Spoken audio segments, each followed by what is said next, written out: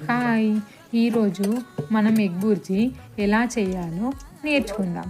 ముందు ఒక కడాయి తీసుకొని 2 స్పూన్స్ ఆయిల్ వేసిన తర్వాత అందులో షాజీరా, బిర్యానీ ఆకు అండ్ బిర్యానీది ఫ్లవర్ అవి వేసుకున్న తర్వాత కాసేపు ఉంచిన తర్వాత ఏం చేయాలంటే మనం ఒక 2 బిగ్ సైజ్ ఆనియన్స్ తీసుకొని దాన్ని సన్నగా కట్ చేసి చాప్ చేసేసి అందులో వేసేయాలి. దాన్ని మిక్స్ చేసినాక మనకేంటి పచ్చివాసన అనేది పోయిన తర్వాత లైట్ గోల్డెన్ బ్రౌన్ కలర్ అనేది ఆనియన్ వచ్చినప్పుడు ఏం చేయాలంటే మనం కట్ చేసి పెట్టుకున్న 2 పచ్చిమిర్చి చేసి మిక్స్ చేయాలి. దాని తర్వాత చిటికెడంత పసుపు, తగినంత అల్లం వెల్లుల్లి పేస్ట్ వేసి మిక్స్ చేయాలి. ఇప్పుడు నెక్స్ట్ ఏం చేయాలి అంటే ఒక 2 మినిట్స్ అట్లనే సైడ్కి ఉంచిన తర్వాత మీకు తగ్గట్టు మీ స్పైసీనెస్కి తగ్గట్టు కారాన్ని అందులో వేసి మిక్స్ చేసుకొని ఇంకొక 2 to 3 మినిట్స్ అంటే కారాన్ని మగ్గేంత వరకు మనం వెయిట్ చేయాలి వేసి.